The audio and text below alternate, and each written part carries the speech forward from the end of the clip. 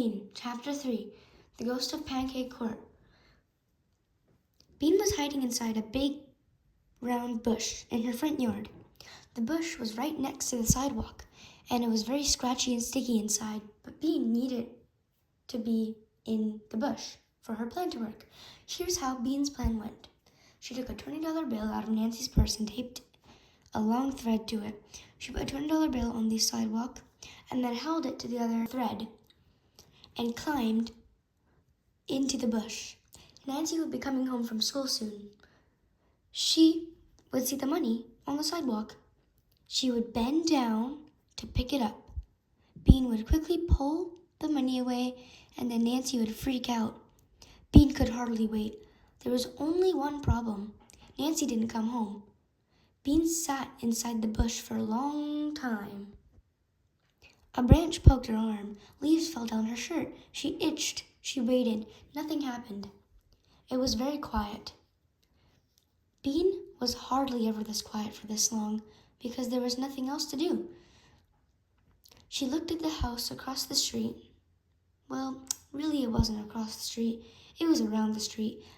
Bean loved her street. The first reason was its name, Pancake Court. The second reason was that it ended in a big circle right in front of Bean's house. Her dad called it a cul-de-sac. Bean called it cool. If Bean started riding her bicycle at the end of the block and pedaled really, really hard, she could whiz around the circle, tilting low over the sidewalk like a motorcycle racer. Bam! Bean looked up. She saw Ivy come out onto her front porch and plop down on the top step. Bean squinted at her.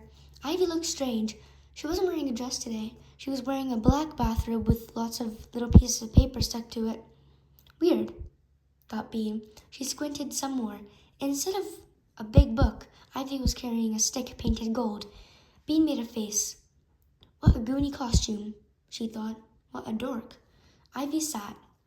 She didn't do anything. She just sat there all by herself. That was another strange thing about Ivy. She didn't mind being alone. She never played with anyone. Bean played with everyone. Big kids, little kids, all around in the neighborhood played with Bean. Even crummy Matt, who was so crummy he threw other kids' toys into the road, wanted to play with Bean. She took care of the little kids when they fell down or got blood all over their knees. Bean would take them home to get Band-Aids. The big kids let her play with them because she had good ideas, like seeing how many backyards they could cross without touching the grass, the ground. Bean loved big groups of kids playing big games like pirates or hide and seek.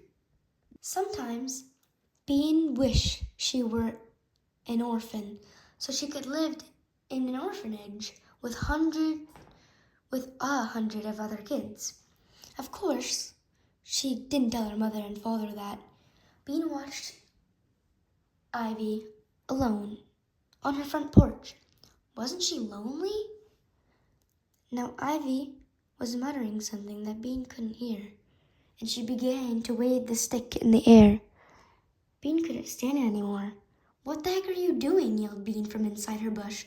Ivy looked all around. Bean forgot that Ivy couldn't see her. What's with the stick? She yelled. Ivy's eyes got big. Who's there? She said. Are you a ghost? A ghost?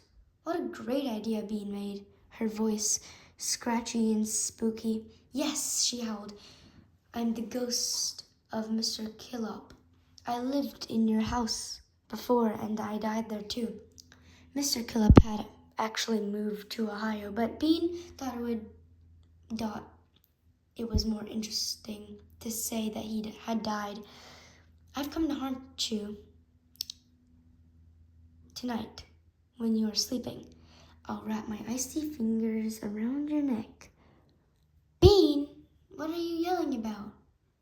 Oops, it was Nancy.